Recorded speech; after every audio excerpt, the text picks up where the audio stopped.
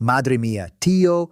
I was reading the fan forums last night and someone wrote, and I quote, "What more can happen to this club this year?" And honestly, I had no answer. None.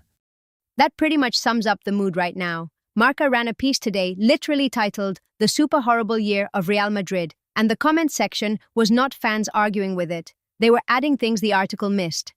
That's where we are. 2 consecutive defeats, Mbappé still out with his mystery surgeon, Bellingham in London looking at his knee, Camavinga doubtful, and now we've got Celta Vigo away on Friday. Celta at Balaídos. That is not a friendly fixture when you're this depleted. And the fan base knows it. The sentiment I'm picking up everywhere, Twitter, Reddit, the WhatsApp groups, all of it, is this specific flavor of dread. Not panic, not rage, just this quiet, exhausted dread. Like fans who've been through something and can see the next bad thing coming and can't do anything about it.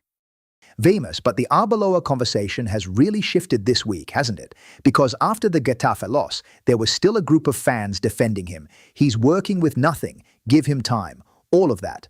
But now, Marca has come out and said he is, quote, under a black cloud, and suddenly even the defenders are going quiet. The phrase black cloud is interesting because it's not saying he's tactically incompetent. It's saying fortune has turned against him.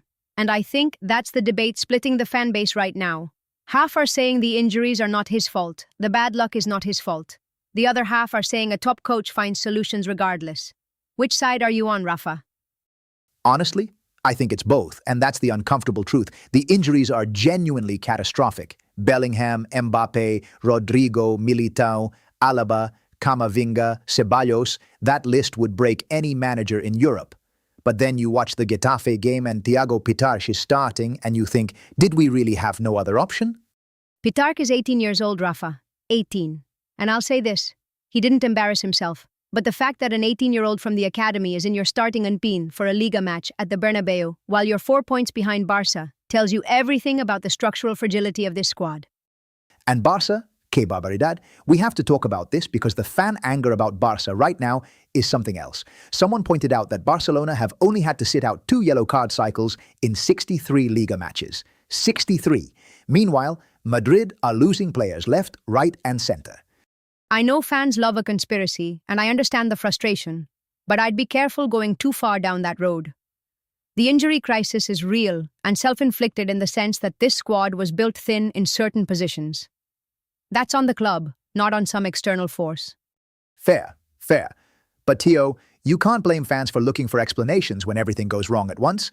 It has the feeling of a cursed season, and Celta Vigo away is the perfect storm. Iago Aspas still pulls strings at Balaídos, they've got Borja Iglesias up front, and we're rolling in with Gonzalo Garcia and whoever else is still standing.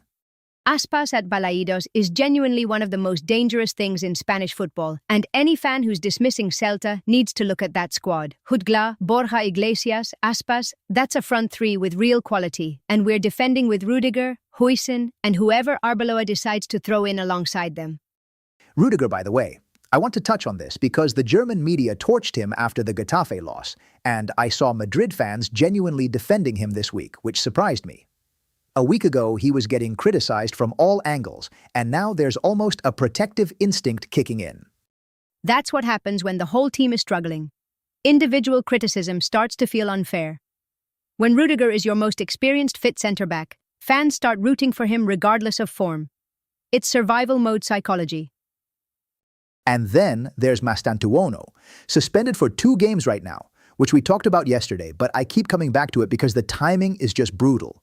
You finally have this exciting young player who the fans are genuinely excited about, and he's unavailable. It's on brand for this season.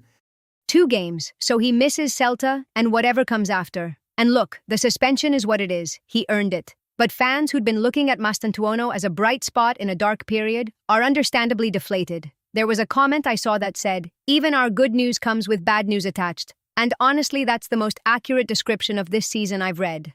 So what does Arbeloa actually do against Celta?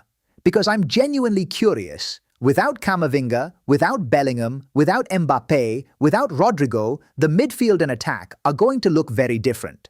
Valverde has to be the engine of everything again. Valverde and Tchouaméni are going to be carrying enormous weight in midfield.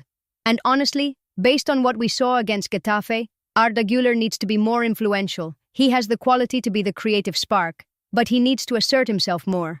Vinicius out wide is your main threat. That's not a lot to work with at Balaídos. And Gonzalo Garcia, look, we've talked about him a lot this week, and fans love him. He's become a cult figure almost overnight. But going to Balaídos against a proper defense and asking him to lead the line, that's a big ask for a kid who was essentially unknown 3 months ago. It is a big ask. But here's the thing. He's earned the right to take that challenge. He's been solid, he works hard, he doesn't look out of place. Whether he can be the difference maker in a difficult away game is a different question. But you're not sending a lamb to slaughter. The kid has shown something. There was actually a historical note floating around.